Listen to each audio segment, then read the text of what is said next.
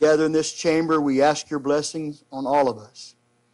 We assemble this evening to make decisions for the prosperity and the forward progress of our city. May we use only our best skills and judgments, keeping ourselves impartial and neutral as we consider the merits and pitfalls of each matter that is placed before us. We ask for your divine wisdom in all of our efforts today. May we act in accordance with what is best for Los Banos and all of our fellow citizens according to your purpose for us all. May we use our resources wisely and well and make decisions that promote the common good. We recognize our responsibility to the past and to the future, and the rights and the needs of both individuals and our city at large. As your trusted servants, we seek your blessings on our deliberations and all of our efforts here today. We ask your blessings upon our mayor, Paul Yanez, our council member, Deborah Lewis, Brent Jones, and Ken Lambert, Doug Begonia, and all of our city staff. Bless them abundantly. May you provide for all their needs, both professionally and personally. May they continue to prosper and be in good health. We thank you for each of them and their commitment to serve our communities. We ask all of these things in the name of our Lord and Savior, Jesus Christ. Amen. Thank you.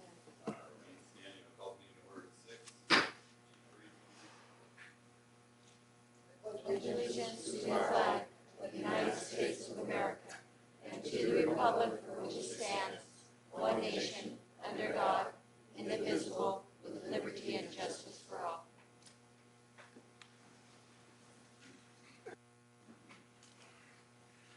All right, can I get a roll call, please?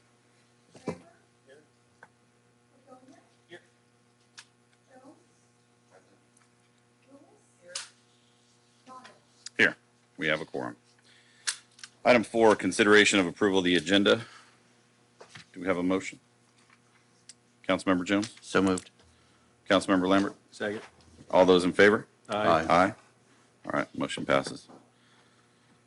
Let's move into item 5, presentations, proclamations, proclamation certificates. For that, I'll go down there.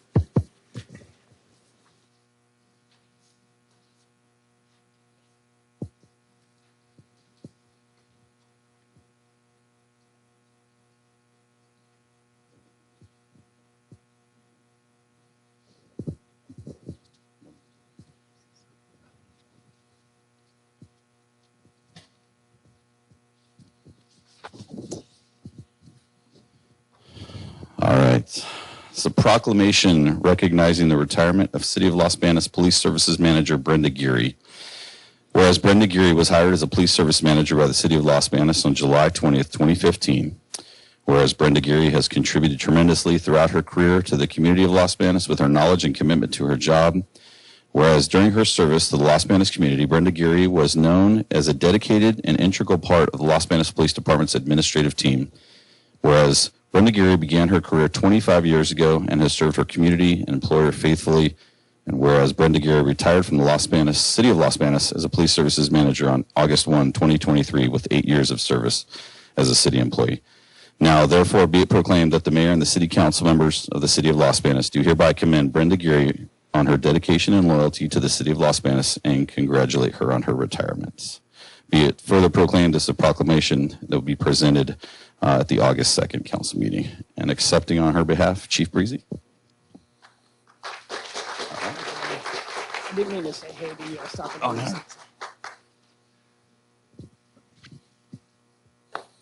All right.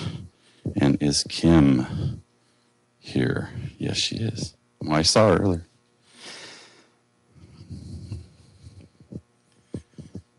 All right, Kim.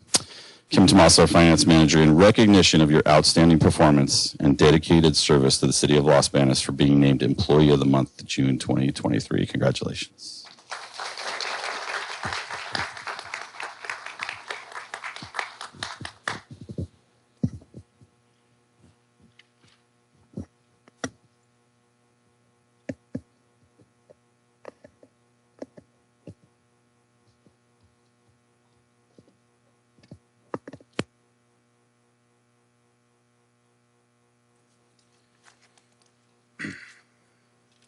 All right. right, move into item 6, public forum. Members of the public may address the city council members on any item of public interest that's within the jurisdiction of the city council. This includes agenda and non-agenda items. No action will be taken on non-agenda items. Speakers are limited to a 5-minute presentation. Detailed guidelines are posted at the city council chambers information table on the back. I just want to remind those to either turn off or silence your cell phones. And at this time, I'd like to invite the public to come forward and speak.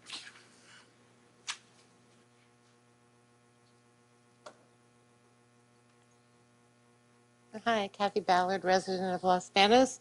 I'm here again to ask, someone had mentioned that there might already be in the works for a meeting to be set up for the Measure H. Again, I say that when it was proposed and voted on by the public, it was a requirement to have an oversight committee. I have had 2 meetings, and that's it since its inception. So I would appreciate one to be scheduled and to be set up as soon as possible. As of tonight, I have not been notified of any meetings. Thank you. Thank you.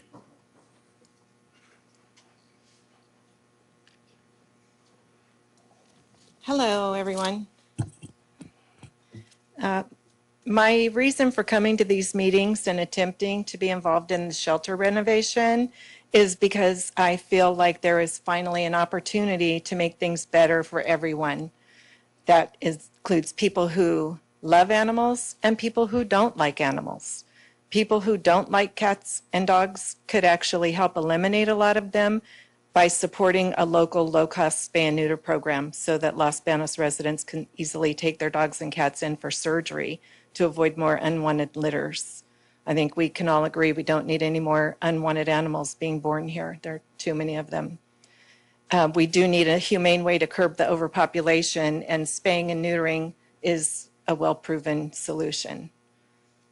I was looking on the city website about the professional design services for the animal shelter renovation project. Sorry.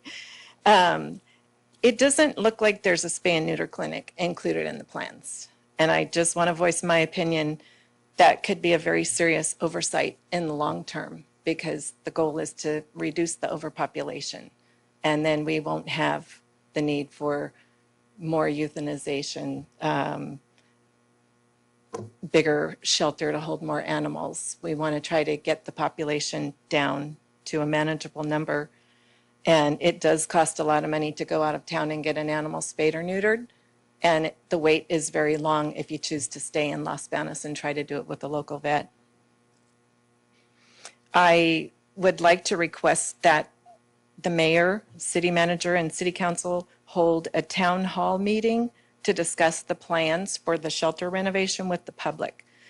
That would give the residents the opportunity to voice their opinions on what the people feel is needed and wanted for Los Banos.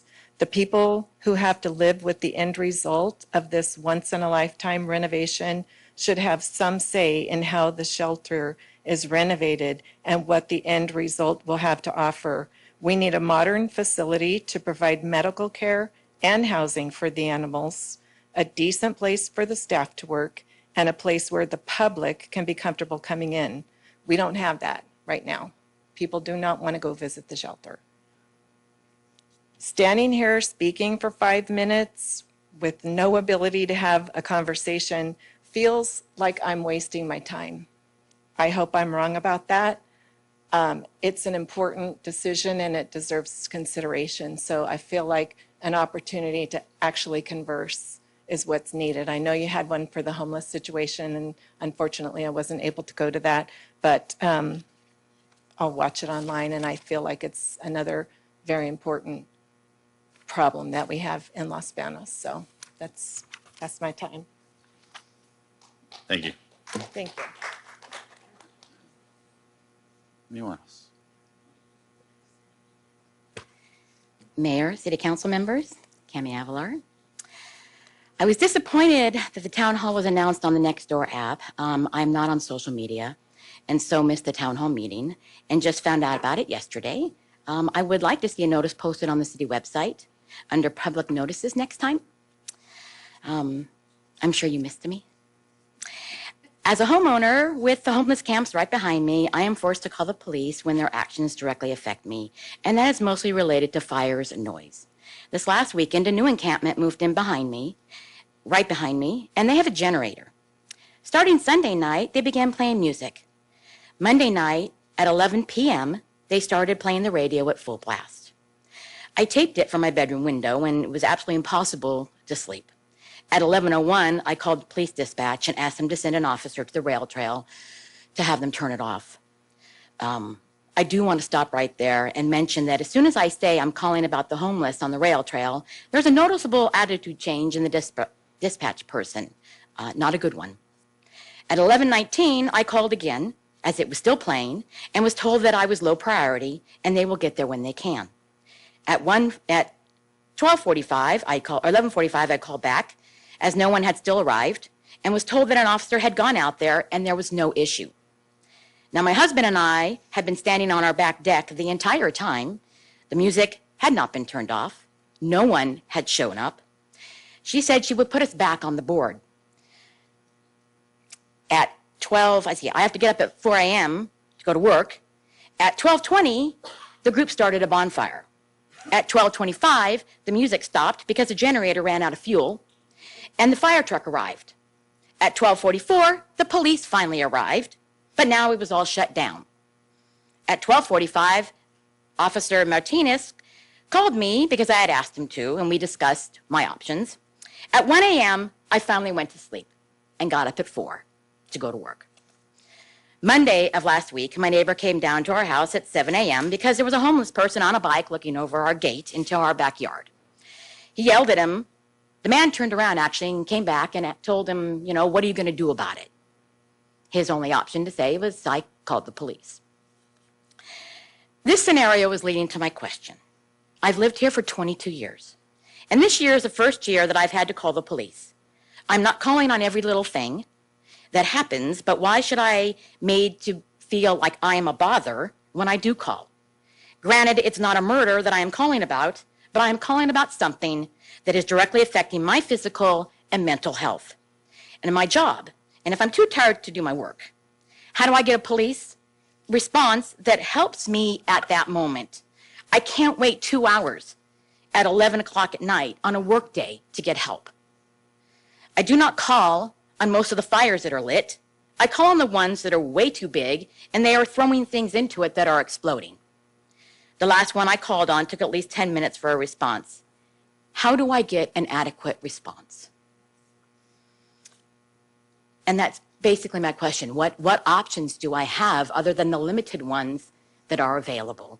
And if the response doesn't come, how do I keep continuing with this? It's not only me, it's my neighbors also. I would also like to comment on the report on the RAD card program that was in the agenda packet.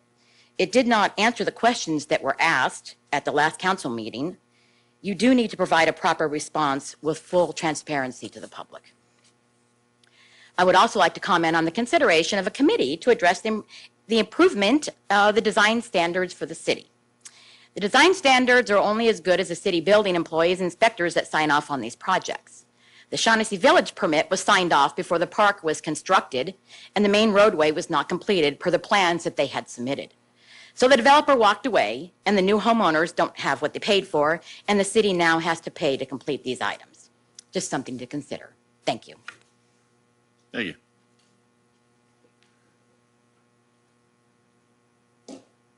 Oh, I need to get situated. Sure. I need my glasses to read. It'll be short. I read online on September of 2022,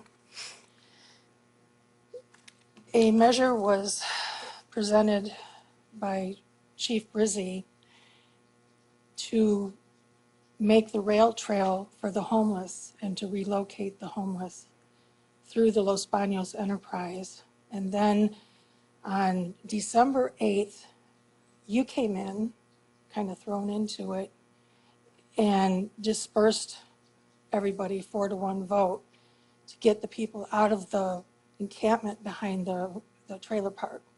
And there was no plan of where they were going to go, just pretty much along the rail trail.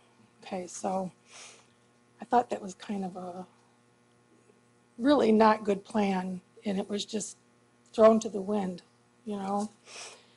So I watched the town hall on YouTube because I wasn't able to make it. And it left me with more questions than answers, so I'll email those questions to you. But I think that the city needs to provide information on what's happening and be really transparent to the citizens of Los Banos. The residents, particularly the west end of Pitzer Way and the rail trail residents, need to know sooner rather than later about what's going to happen with the homeless encampment there. The constant noise, recurrent fires, and fighting is simply intolerable. No member of our community should be subjected to this, especially on a continued day in, day out basis. The police department is sworn to protect and serve their community, and I imagine the mayor and council are here to serve the community as well. You can only put things off for so long, and people can only take so much. When their health, both physical and mental, is at risk, something's got to give. Aren't you tired of, you keep seeing the same faces with the same concerns, the same grievances, the same questions? Could it be that you really, really like us? That's it. Thank you.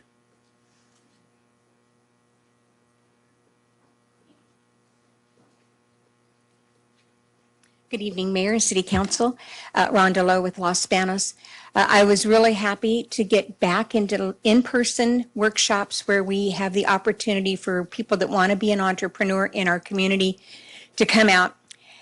We now have 3 people ready to move forward with launching their business. That wasn't going to do that before, so I'm really excited with that from our last workshop this past weekend.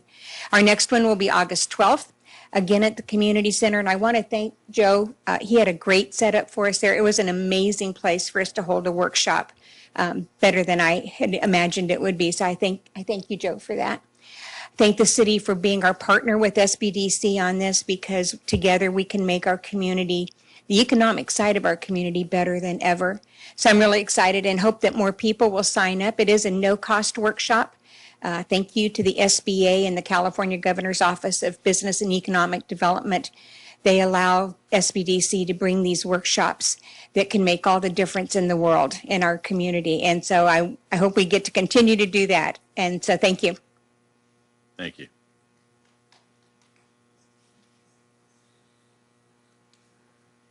Good evening, Mayor, City Council, and staff. Kriston Santos here, representing the office of Congressman John Duarte. I had a wonderful time at National Night Out with Chief Breezy, Commander Reyna, Chief Twala, and I saw City Manager Josh Pinero and Mayor Pro Tem Lambert there as well. Definitely have one of the best National Night Outs in the district, and our District Director Sam Serma used to put them on as part of his role at California Highway Patrol, so we know how important these are to have that interface between law enforcement, first responders, our institutions, and the community members. So it was a really good time, and I was also glad to attend the Los Banos Chamber and the Downtown Association's first joint mixer. Congratulations on that. And just wanted to do a little bit of an announcement for our veteran community here in Los Banos. If you served in the military between November 11th and 1998 and October 1st, 2013, you may be eligible for enhanced benefits courtesy of the PACT Act, which was a landmark piece of legislation recently passed regarding the VA. And while there is no deadline to apply for these new benefits, all veterans who submit claims by August 9th, so that is a week from now, would be able to receive benefits backdated to August 2022. So this is basically an extra year worth of benefits if you were to apply by next Wednesday. So to ensure veterans can receive high-quality healthcare screenings and services related to potential toxic exposures, the PACT Act expands access to VA healthcare services for veterans exposed during their service. And for post-9/11 combat veterans, the bill extends the period of time they have to enroll in VA healthcare from 5 to 10 years post-discharge. And for those combat veterans who did not fall within that window, it also creates a 1-year open enrollment period. It also removes the need for certain veterans and their survivors to prove service connection if they're diagnosed with one of 23 specific conditions. It includes several forms of cancer, reproductive cancers, melanoma, pancreatic cancer, kidney cancer, and brain cancer. So I'm personally the son of a late father who was a 100% disabled veteran from Operation Desert Storm. So our office and I really do implore you to apply for those PACT Act benefits by next Wednesday so you can get that extra year backdated to 2022. And the Congressman was also glad to join a bipartisan coalition to introduce the Growing Access to Environmental Sustainability Act, also known as the GATES Act, to reduce barriers that our producers in the Valley face in accessing agricultural conservation programs. Current adjusted gross income limitations disproportionately limit those producers, especially here in the Central Valley, with high input costs from participating in certain USDA conservation-focused programs. These limitations have not kept pace with current inflation. These barriers reduce the overall impact of federal efforts to conserve our environment and empower farmers to conserve valuable lands.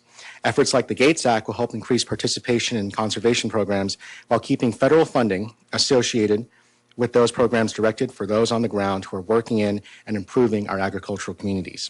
The GATES Act is especially impactful for California because the existing AGI limitation of $900,000 for certain conservation programs disqualifies many of our hardworking farmers here in California due to their production of high-value agricultural commodities.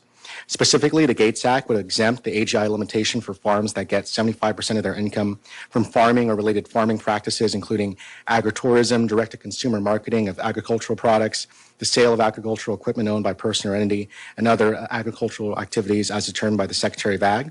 It also applied to the following conservation programs: the Conservation Reserve Program, the Environmental Quality Incentives Program, and the Conservation Stewardship Program. This is an initiative that's endorsed by the Specialty Crop Farm Bill Alliance, Western Growers, and California Farm Bureau. So we're very proud to sign on to that.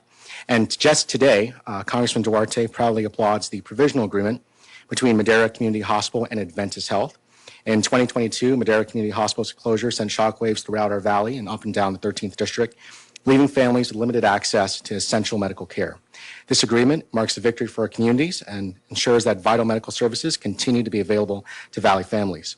This collaboration ensures that families in the Valley will continue to receive the medical attention they deserve close to their homes and loved ones, and we feel that it's now the state of California's turn to do their part. The Congressman strongly encourages the California Department of Healthcare Access and Health Facilities Financing Authority to approve funding for the hospital through the Distressed Hospital Loan Program. And in light of such challenges faced by rural hospitals and states across America, Congressman Duarte has joined Democrats and Republicans in introducing the Rural Hospital Technical Assistance Program Act. This vital legislation aims to provide much-needed support to rural hospitals, offering them the resources and guidance necessary to remain open and continue serving their communities. By establishing this bill, we will ensure that rural hospitals receive the assistance they need to thrive, prevent future closures, and secure healthcare access for all Americans, regardless of zip code. We also plan on holding our first Merced County Town Hall at 7 p.m. on Tuesday, August 29th at the Atwater Memorial Building. That's 1390 Broadway Avenue in Atwater, and we look forward to having some others as well in Los Banos, so I look forward to getting that on the books. But in case you can't wait, we're going to be having that opportunity coming up for our constituents. So thank you for your time. Anyone else?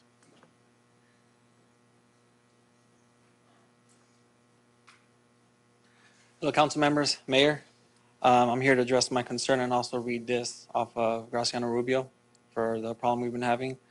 So at the last city council meeting, a request was made for a report on the success of small business assistance program that includes an explanation of the scoring system used, the scores that each business received, the amount of each individual grant award, the date of initial application submission, the date determination was made, and the date the check was written.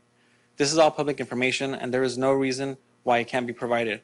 It was stated at the December 7th City Council meeting that a scoring system was ready to be used. I will take the city's continued refusal to provide this information as an acknowledgement that there is no scoring system. Businesses were not evaluated objectively, and that certain businesses have received undue preference while others being discriminated against. The report contained in tonight's agenda packet is not a good faith effort at being transparent, and the City Council should not accept it until it contains the previously mentioned information. The report also contains multiple inconsistencies.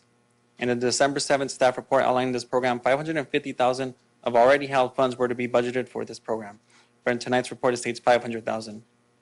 Expenses for promotion are not an allowable use of funds for the Small Business Assistance Program, according to the city's published guidelines.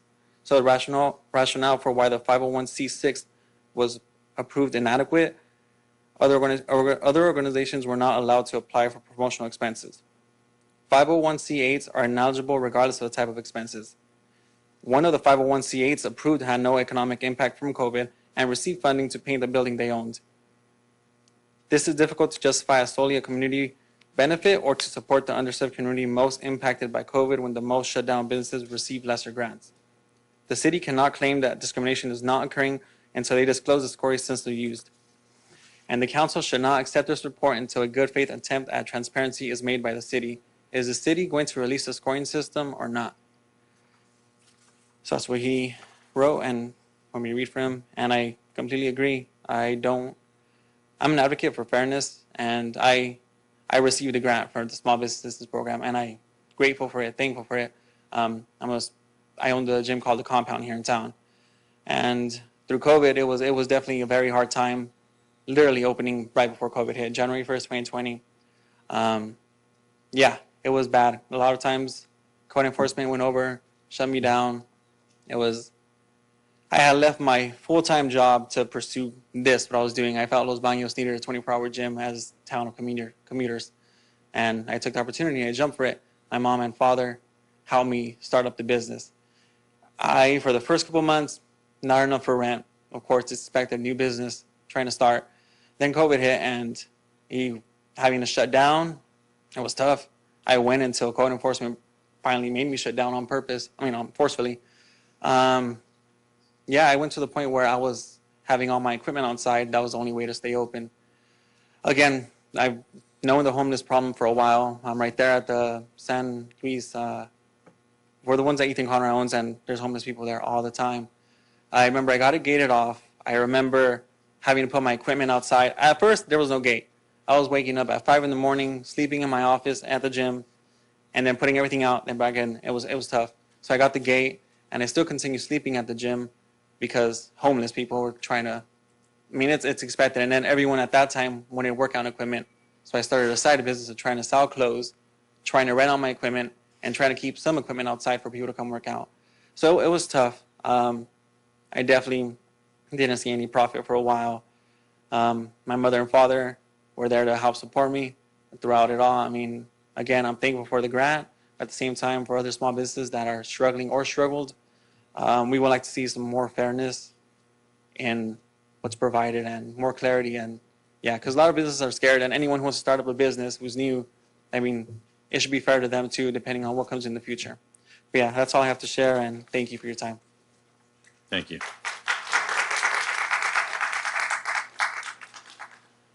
Anyone else?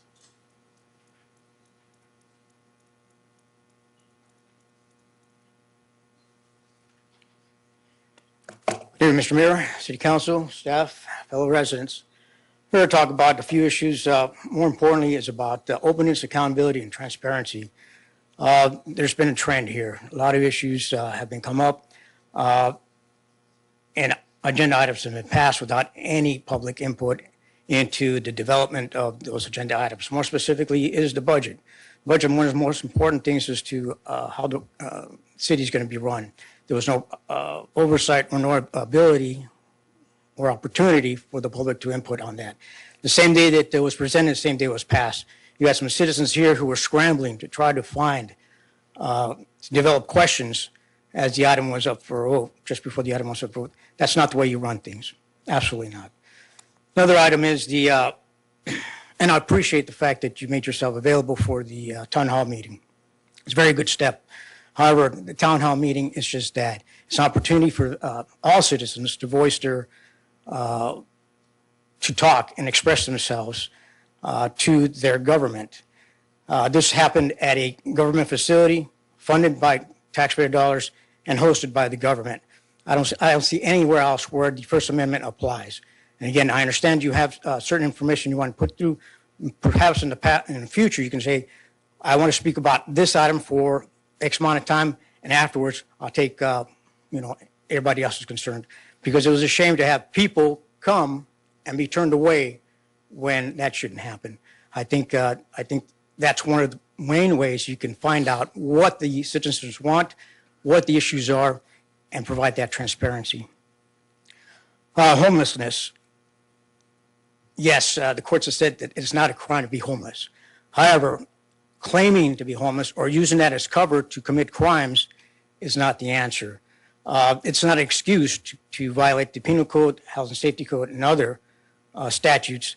Again, the crime is increasing. They're becoming more blatant, and they're becoming more brazen. We've seen other municipalities, larger cities, where whole malls have shut down because of the rampant theft. I'm not sure what the term is, where they run in and they grab things and they run out. Again, that can have a very detrimental effect for small businesses and for larger corporations. So I think that we need to apply those laws equally, because it seems like we have two-tier citizens. The citizens who are trying to do everything right, trying to obey the law, trying to obey the codes, and then we have another group of citizens who can do whatever they like, and there's no accountability to them. And what's happening is you have more and more people becoming frustrated by them being victimized and the perception that there's no response from the city. And we have to do more to challenge that, because again, our firemen and police officers, they're doing everything they can. I know it firsthand. But I think that more needs to be done, and it can be done. So there's just a couple items. I appreciate the time. Thank you. Thank you.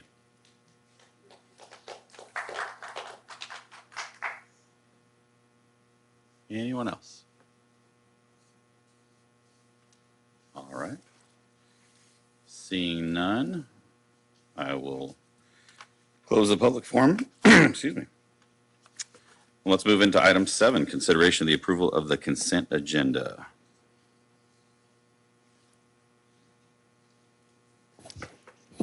Items on the consent agenda are as follows. Warrant numbers 239964 through 240152 in the amount of $2,167,226.24. Fourth quarter investment report for the 2022-2023 fiscal year. City Council Resolution number 6673, agreeing to the cost share for the SB 244 technical analysis portion of the multi-jurisdictional housing element. City Council Resolution number 6674, rejecting all bids for the construction of the downtown gateway sign. City Council Resolution number 6675, authorizing the city manager to sign the memorandum of understanding for emergency medical services between the City of Los Banos and the Los Banos Unified School District through June 30th, 2024. And the items are to be approved as submitted. All right, thank you. Do we have any items being requested to discuss or removed? No. Do I have a motion? Councilmember Lambert. Mr. Mayor, I'll make a motion to approve the consent agenda as read. Thank you. Councilmember Jones? Second that.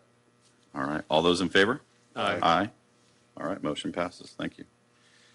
And then for item 8, before we get started on item 8, you're going to excuse yourself? Okay, all right, thank you.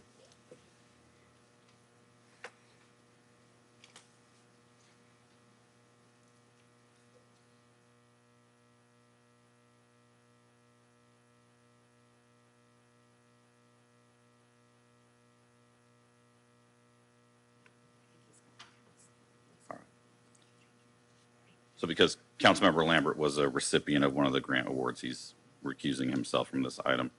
So let's go into item 8, the American Rescue Plan Act, ARPA, RAD Card, and Small Business Assistance Grant Program update. For this, we'll go to Interim Finance Director Kuhn.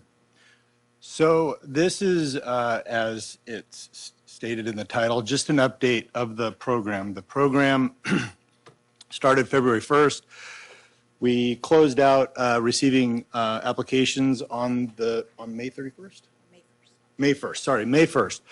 And as of the writing of the staff report, approximately $475,000 of on the SBA side has been dispersed. There's still, I think, 3 applicants where we're still working through their documentation to figure out what we think they're entitled to receive. What we are doing now is over the next month, we're going to start moving away from the acceptance and granting of money to the compliance of the money. So letters will be sent out to the people that have received these grants, and within that will be a closeout statement that they'll have to go through and give us a list of the expenditures that they used this money actually for. Because part of this, of course, was that there was, stipulations to receiving this money. It wasn't just free money. They had to do the things that they said they were going to do in the application. So we expect to, that will probably take, what, 2 to 3 months?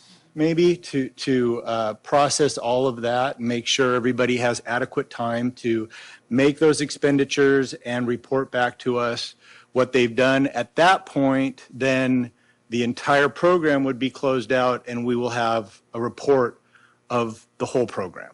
So at this point, it's just giving you a list of or how many people applied, how much money we've sent out, the mix of businesses and nonprofits and what was used for. But we still have the compliance side of the program to go through. So the program isn't complete. We're not accepting any more applications, but there is that. So that is the SBA side or the grant side of things. The RAD card side of things, when we came to the council back in December, we were given documentation that there was still a lot of money still available on the RAD card, but over the holiday season, it looked like a majority of the RAD card money that was deposited was spent to the tune of about $525,000 roughly. So the original spending plan for the RAD card program was $1 million. So we were kind of working within these two programs community-wide to replace the RAD card with a like kind of program. So what we have is we're really close to that $1 million that was put in the original spending plan for ARPA. Maybe give or take $20,000 or $30,000, depending on how much money is sent out to the people on the last three more applications. And all of that will be more in depth in the final closeout report. But we have to go through the closeout of each individual business and nonprofit to make sure that those expenditures met the requirements that were not just eligible, but appropriate for what the U.S. Treasury said that they were for. And from there, then we will report the entire program and the closeout when that happens. So that's pretty much where we are with this. I don't know if you have any additional comments to make. Questions? Councilmember Lewis. So originally, the RAD card program was $1 million that the city dispersed, set out there for use for residents to purchase and help out our merchants. You said that there was roughly about, it was $137.35 that was spent by the time we stopped the program, which was in that period of Christmas time. Am I correct, or was it 35,000? Yes, that was in January, and that's with the match, 520. That included the match. Yes. Okay. So we received back as a refund of the program on city money of $35,000. $35,000, of which gets deposited back into the ARPA fund. Okay, so of the $35,000 that was received back, is that what you gave the grants out? $35,000? Well, it may at this point with roughly $476,000 if depending on how much the three applicants received, there might be some of that money that got reprogrammed, but it was basically $1 million that was programmed into ARPA for these kind of programs. So the confusion, I think, was that when we first reported this, we thought we were getting a larger refund that we were going to reprogram into this. And also, we received only the amount of applications. When we've worked through every single application that we've received.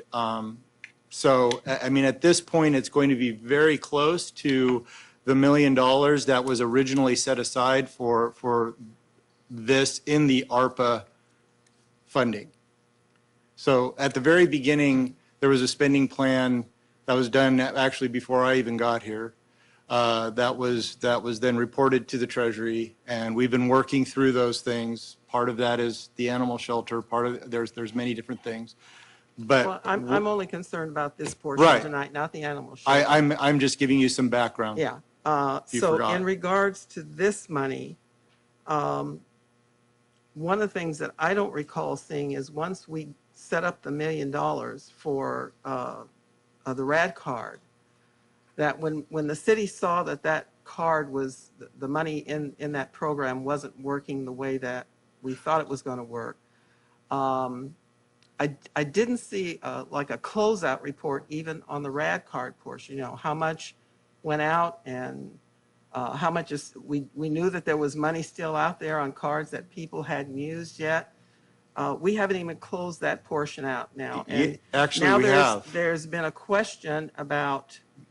No, that project is closed. That RAD card side, and we didn't give $1 million. It was I understand 550,000. I understand that. Okay. What I'm saying well, is. I'm just being clear because you're saying I'm one being thing. clear too. Okay. So I'm saying there was not a report out in detail to this council as to what portion of that money was spent before we closed it out. So now we have another section of money that's been given out in grants to various organizations and to our business people here in town. Yes, we said 528,137.35 was the amount that was closed out. Let me finish my question. But you're saying we didn't give you a number. We did. Let me finish my question, please. I'm answering it. I didn't finish my question. Okay. Thank you. So we have various organizations and business people in town that have received grant money from what was left over. I think, you know, one of the things that disturbs me is that I don't know what's going out to who and how much. And now we're being asked to wait until all of this money is gone before we receive a finalized report. And I don't even know that the report is going to be, in my opinion alone, enough to determine, okay, this organization got this amount of money and they were required to do this, and these business people received this amount of money and required to do that. There's a list on here of things that I guess people are required to do in order to receive the money, but right. It seems like, you know, our community as well as myself, it's a little bit confusing based on the information that's in this report as to exactly what has gone out and what it was used for. So this whole RAD program from the onset has been a little bit confusing as far as reporting out to council. Are you talking about the RAD program now or the SBA program? Well, it was originally set up as a RAD program. So which one are you talking about? I'm saying that from the beginning, when we set up the $1 million, there hasn't been, to me, accountability as to how that money was dispersed and what was left over, what was spent during this time, and now we're into a grant program. Correct. So are you done with your question? I actually, my question was, what is your question? Yes. I just want to clarify. What I said is that this whole thing is confusing. Okay. To me, because I don't know anything about the RAD program, how that was closed out. Now we have a grant program. Correct. And there's been money dispersed there. Not done yet. We still have to go through the compliance side of this because we need to ensure that the money that we granted out was being used for the purpose of the application. we don't know whether or not any of that money is coming back to us based upon whether there was compliance or not. So that part of the program has not been closed out. RAD card programs closed out. 528,137.35 funds were dispersed through the program. It says it right there.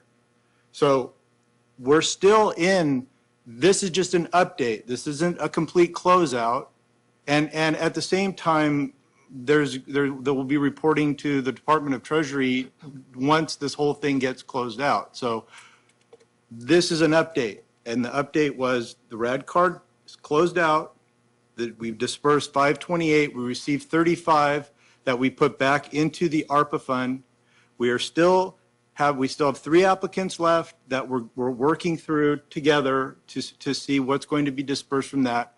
The letters will be going out with a closeout sheet with that letter to the individuals that received this. They will have to self-report back to us.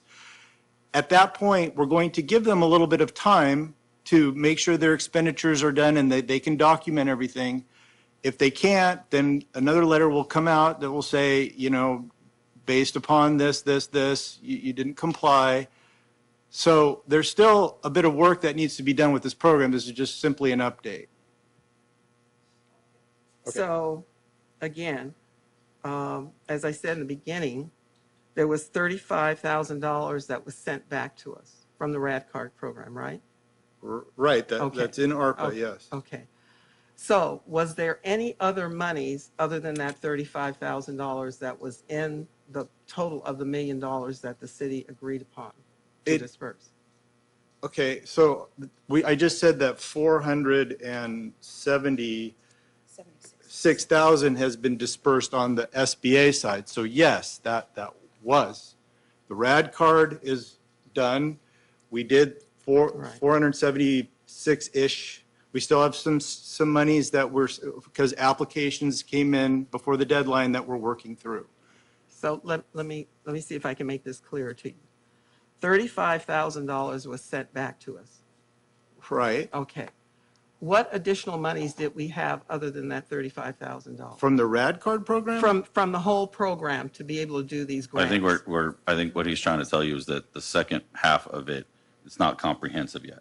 So there's still 3 applications. I'm not concerned about the applications. I'm trying to Well, that would be find dollar out about amounts. the money. So that would, The money. So there was 520. We basically were trying to use the whole $1 million between the 2 programs. Yes. Okay. So if there is any overages between those 2 programs, which it might turn out to be $5,000 or so, we'll report that overage based on, but we were trying to do $1 million between the RAD card program and the SBA program together. Yes, I Okay. understand that. That's it. That's it. Right. Okay. So the point of all of that $1 million, what portion dollar-wise is left over for this grant program that you've been working on? Zero. Right at this point, zero. So from the time that you started that program to now, you're saying is zero. How much did you start off with for the grant program? We speculated that we were going to be getting about 500, but at that time we didn't know how much we were going to be reimbursed by the RAD card program. So I see, I guess I'm just as confused as the public. And maybe I'm an idiot. I don't know. Maybe I'm an idiot. That's your words, not mine. Yeah. I I see some heads shaking over here. Well, and maybe the rest of, I don't know. think the summary thing of it is you have $1 million. However, that's the total pot, right? $1 million. First part was the RAD card program that changed in January. Yeah, I understand The that. goal is to hit $1 million. So at what point, and I'll ask this question, maybe it'll be a clarifying question. What was the dollar amount that the RAD card program dispersed? So it was $528,000 that they dispersed of the 550 that was sent. We received 30-ish back. We've expended 476. There's give or take right now 10 or 15 grand difference between the million, but the ARPA fund has quite a bit. So we're going to, in good faith, work through the applicants that made the deadline, and we're working through that. There's 3 more so potentially there's $75,000 if it's maxed out for those 3 that could potentially go to those people. So at the closeout of all of this, once we figure out if any money is coming back from the participants because they didn't comply, we'll have a total amount that was expended for ARPA.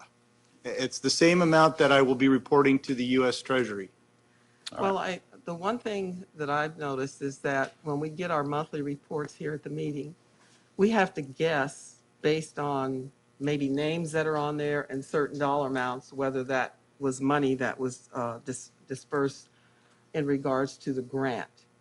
And I think what the public is asking for is to know now how much money has been dispersed. But you're saying that it's all going to be done at the end. Well, the compliance of it. If I give somebody a $25,000 grant, they don't do what they did with it, well, then they don't keep the $25,000. So I think that's right. It's not just I write a check to you, you get a check and cash it, and that's it, we're done. There's the relationship, no free lunch. It requires a compliance back of what you did with the money that you said. So we're just giving you an update as to where we are on this side of it. It's far from over. There's still a lot of reporting that has to be done, both internally and externally. We're just here with this. It just happened to force the issue. Otherwise, this report would have probably come later.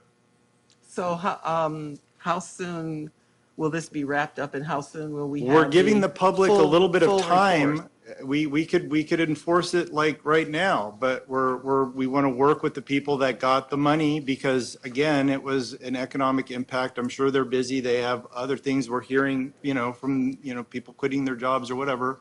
So we're working with them to make sure we're developing a cohesive closeout report that they have to fill out and sign to say that this is, I hereby certify that this is true, similar to like what a bank would do.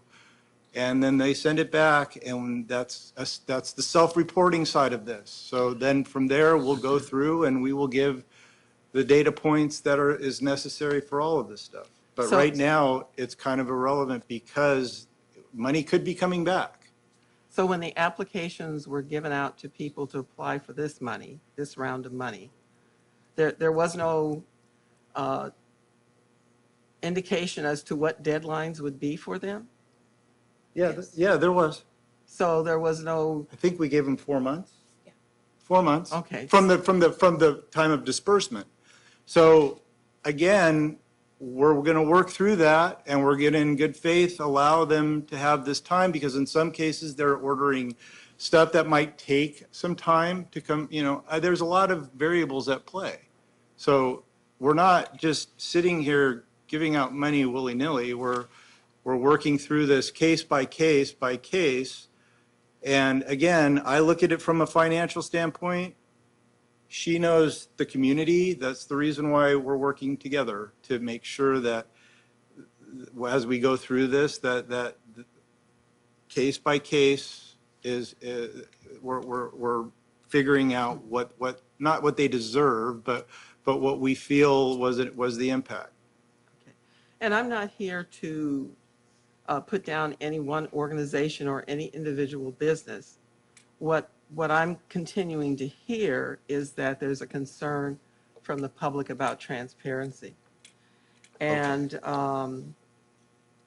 even to the point of making comments about certain 501 type organizations receiving the money and their eligibility. And I think as a city, we need to at least present that information to the public so they have knowledge about the eligibility of certain 501Cs, not necessarily businesses, because, there is a category, I would assume, that was set by the federal government. Right. On this money. This is a federal grant, and it will be audited through the single audit as well. As to who is going to get the money. Right. And how they would have to use it. Correct. The 501Cs, that's a different story. It is. So, it's just my opinion that I think we needed to be a bit more open about that information to make sure that the public knew the qualifications as we move forward with that, not just putting it on a piece of paper that no one else sees except the people who apply for it, but to tell them that these type of organizations are eligible because of this reason, this reason, and this reason. Yeah. So I certainly would have liked us to, be able to do something progressing as we moved along, giving this information out. But I certainly hope that there's going to be full disclosure when this program, the 4-month period of time from the date of application for each person applying, that once this is closed down, that there's going to be full disclosure as to who applied for it, how much they got, whether or not they complied, and whether or not money was returned to the city. This is taxpayer dollars. They're entitled to that information. Right. It's a federal program, like you said, and it will get audited by our external auditors through the single audit. So I have to be transparent and comply throughout this whole process. Plus, I also report this to this Treasury Department. In April, I have to do a report of all of this. So, yes, I'm very aware of all of this. So yeah, and you may be aware, but I'm saying the public, because from the beginning of this, before you even got here, this money has just gone on, and we get these small reports about things and how money was dispersed, what came back, and now we're into a different phase. Right. Well, So, this only started February 1st. So, and there's a lot of moving parts, and we weren't even probably going to see this closed out until everything was dispersed and we were ensuring that all compliance was done on that end, which we're giving people 4 months. So anyway, yes, I understand. All right. Okay. Councilmember Jones. Yeah, real quick. Is there any administration cost reimbursement part of that $1 million or no? No, we're not taking any. Okay, thank you. Any other questions? So, and again, I think it's definitely premature to ask you to do a comprehensive report on something that's not done. That doesn't make, and I get the public had valid questions, open, transparent questions, and I 100% appreciate that. That's what we're here for, is to answer those questions. But you have to have all the information compiled first before you can answer all those questions. Some of the things with, the scoring criteria and the 501c3, I know there are federal standards that have to be met when reporting those, because, my concern was asking those types of questions, what you have to, So the final rule for compliance for this program is almost 500 pages long. And there's 2 acts that this is going back and forth, the CARES Act and then there's local jurisdiction acts as well. Some of it is muddy because it deals with subrecipients and giving large sums of money to 501s and nonprofits who then give that grant out to others. So there's this chain. We didn't do any of that. We're not giving that to give to other people. It was direct. So anyway, I don't want to sit here and take up your time and explain the entire CARES Act and ARPA in general. We're very careful with how we go about this. We're very diligent. We meet pretty much once a week. In some cases, a couple of hours to work through. We make sure that, documentation is there because I have to have external people looking at it when they come in November. So, yeah, there's a lot of work that goes into this. It's not just, we do this and throw out some money. So anyway. Well, and I think just to expand on that is some of the questions that get asked, for instance, scoring criteria based on, how well that business did or how long it was in business. I think going above and beyond, asking people to share proprietary information, their books with I don't think that's appropriate at all. Those standards are in place for a reason. So in some cases, one of the 501 that was not a 501c3 does extensive work with the homeless and the veterans, and this is like one of the major components of the CARES Act is for homeless and veterans. So it's the city is using this as a tool to disseminate this information and try to help, because economic impacts in some cases we don't know if the economic impact is of the people that are in this area. I mean, we have census tracts to say they're impacted, and we can just go with that. So anyway, yeah, I get what you're saying. So we can, at the closeout of Yeah. everything, we can expect Yes. a detailed, comprehensive. Okay. All right. Thank you.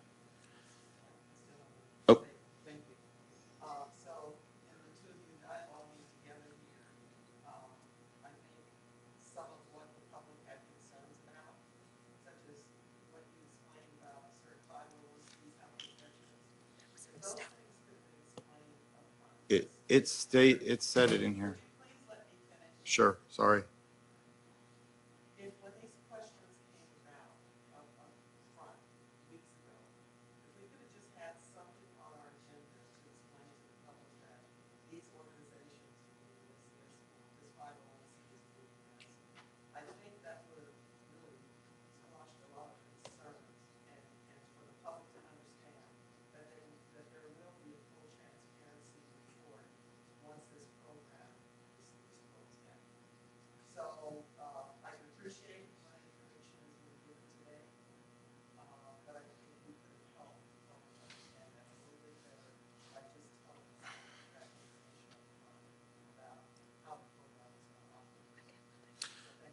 Okay. Mr. Mayor, if I can please clarify, Yeah. on page 56 of the staff report of the agenda packet, it is provided in detail about the nonprofits and regarding the various 501c3s, the 501c6 that applied, and the 501c8s, and it provides detail of why funds were given. Thank you. All right. And there's no action to be taken on this item. All right.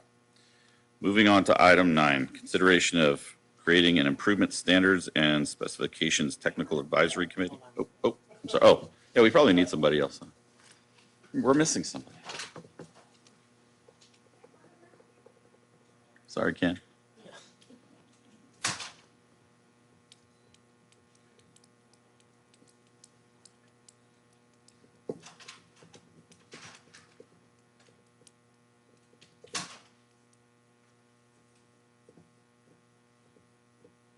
They put me up to it, Ken. No, I'm just kidding. All right. All right. Let's move on to item 9. Consideration of creating an improvement standards and specifications technical advisory committee and a community design standards technical advisory committee. And for this, we'll go to a community and economic development director, Cesar Helms. Thank you, Mr. Mayor. This particular item was originally brought to the City Council by our Public Works Director back in May regarding the authorization to enter into a professional service agreement to update our improvement standards and our design standards.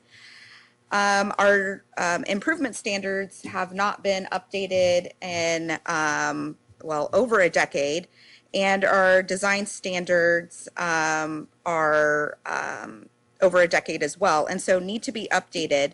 And so we received authorization to move forward with that. And what staff is asking now is to establish a technical advisory committee for the improvement standards and the design standards, as they will be running on their separate tracks.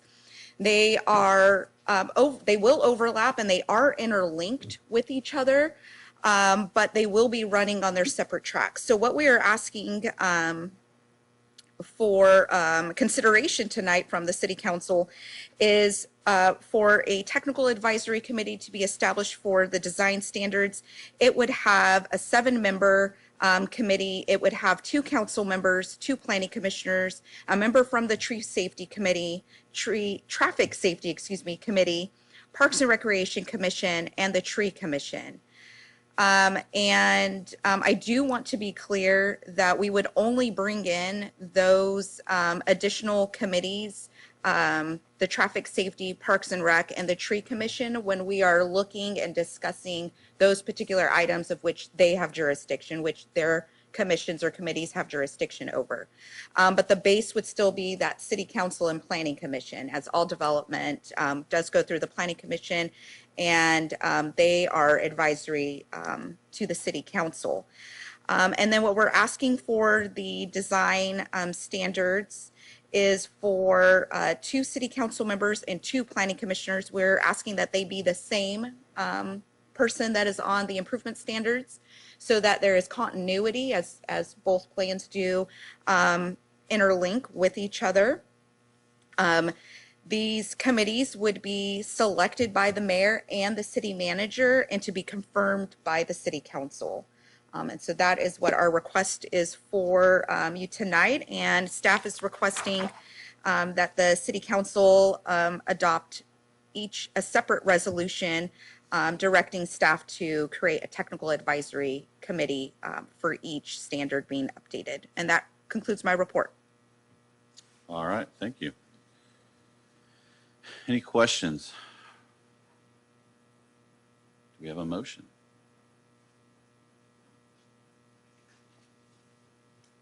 Councilmember Jones. Yes, Mayor, I'd like to make a motion to adopt City Council Resolution Number 6676 as submitted. Thank you.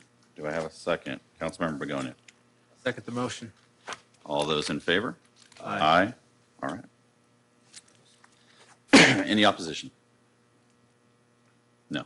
Okay. And then do we have a motion for B, 9B? Councilmember Jones. Yes, Mayor, I'd like to adopt City Council Resolution Number 6677 as submitted. Sorry. Thank you. Councilmember Lambert. I'll second that, Mr. Mayor. All those in favor? Aye. Any opposition? All right. Let's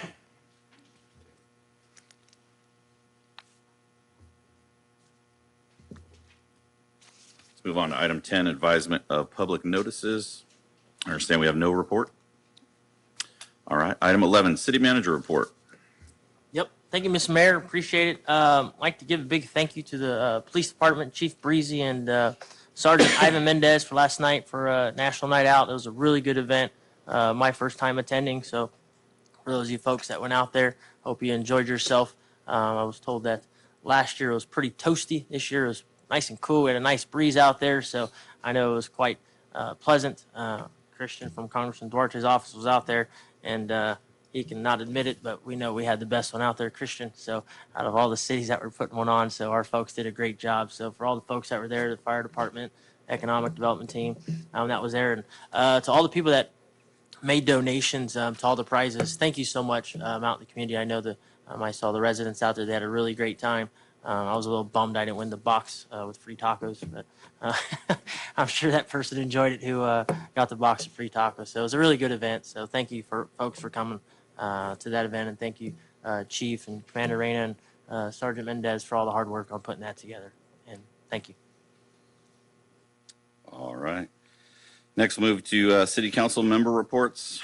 Item 12, MCAG, Merced County Association of Governments, Peninsula Clean Energy Measure V Committee, and San Joaquin Valley Air Pollution Control District, and Los Banos Downtown Property and Business Improvement District. So we'll start with Councilmember Lewis first on San Joaquin Valley. No report? Okay. Councilmember Jones on PBIT? No report on PBIT. Okay. I only have one thing from MCAG, that the bus is no fares all summer. And so please, we're encouraging people to utilize the bus. It is free. Cut down on some vehicle emissions there and get yourself around town or wherever you need to go in our county. That's pretty much what I have for MCAG. And our Peninsula Clean Energy meeting is coming up. So we'll move on to item 13, city council member reports, starting with Councilmember Jones. Yes, Mayor, I just want to thank staff for all their hard work in planning on National Night Out. I attended, and it was probably the busiest one yet, I think. Yeah, so it was a great event. So, and that's all. All right. Moving on, Councilmember Lewis. Yes, I'd also like to congratulate our chief, our commanders, and all of our officers, our fire chief, all of our department heads who participated yesterday in our National Night Out, our volunteer police association. Thank you for what you do and coming out and supporting our community. I also had a chance to meet the state Parks and Rec officer who patrols our area for all our state parks, including San Luis Reservoir, and his 2-year-old dog, Doc, D-O-C-K. What a wonderful shepherd. He takes that dog along with him. The dog does rescue, he does drugs, he does a lot of things, so he has a lot of training in different areas. And he also assists our city when necessary. So thank you to everyone, Parks and Rec, everyone, for all the wonderful work that you did on the event last night. I just want to clarify to the public here tonight, as a council member and a legislator for our city, I have the right to ask questions and to be able to have them answered, not to be in debate with our staff or our city manager or any council member or our mayor, but to have clarification for me. Now, whether or not anybody else thinks that my questions are not appropriate, that's neither here nor there. As a legislator, I'm here to get questions answered, and I'm not here to debate with our staff. So I just want the audience to know that I'm not trying to cause dissension or anything. I know that there's been questions from public for quite some time, and I would love to see those questions being answered by our staff, even if they can't answer it in the fullest extent at the immediate time. Maybe down the road something is going to happen.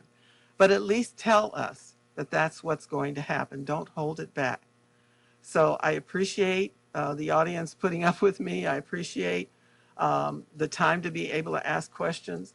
But again, I don't want to debate with our staff. I just want to get questions answered when I ask a question. Thank you, Mayor. All right. Councilmember Lambert. Thank you, Mr. Mayor. I just want to echo what the rest of the council has actually said about the National Night Out. It was definitely cooler last night. I didn't get a chance to go through all the booths, but I got through most of them. But it was a great job. Well planned out, and I appreciate you guys for the work and the staff. Appreciate it, Mr. Mayor. All right.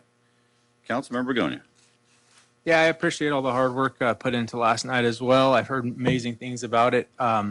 Unfortunately, I'm in the middle of, or right at the beginning of coaching 2 full teams, so I couldn't make it myself. Also, I just want to say I'm excited to see the roadwork being done on San Luis Street and B Street, as well as the ADA sidewalks that are being put in, the American with Disability Act sidewalks that are being put in. Thank you. All right. And yeah, just to kind of echo Councilmember Begonia, San Luis looks terrible, and that's a good thing. So that street is getting redone, and so again, to our staff, that is fantastic to see that.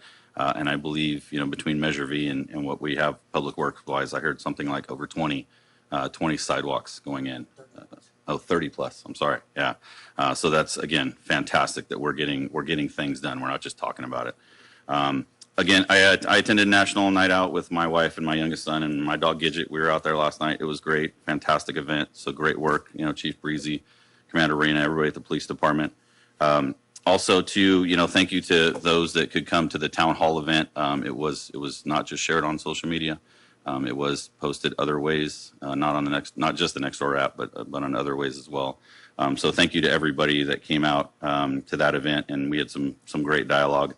As far as a town hall event where the discussion of free speech comes into play, I'll talk to anybody about anything, and I think I can openly say that I will do whatever I can to make myself available. So you don't have to wait for a town hall event to come talk to me. I'll talk to anybody, answer the phone, whatever it takes.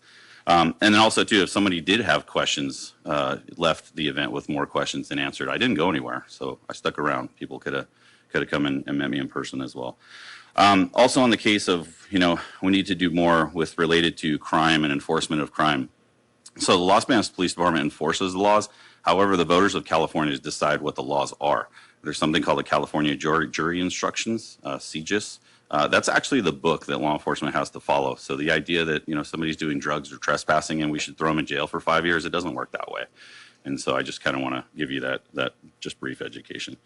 And then last but not least, just to all of our staff, thank you for everything that you're doing. I'm seeing all the great work that's going on and the time it takes to do everything. And so, again, thank you for that. With that, do I have actually, we're going to move to item 14, closed session, public employment performance evaluation, city attorney pursuant to Government Code Section 54957. And we will report out after that.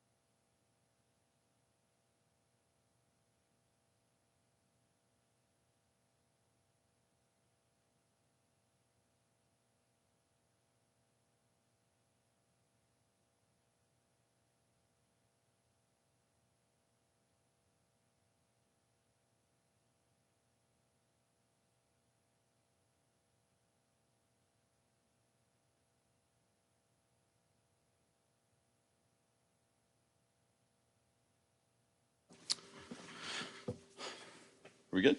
All right, we're back from closed session. Nothing to report regarding the closed session item. Do I have a motion to adjourn? Councilmember Jones. So moved. Councilmember Lambert. Second. All those in favor? Aye. All right. Meeting adjourned at 8:07.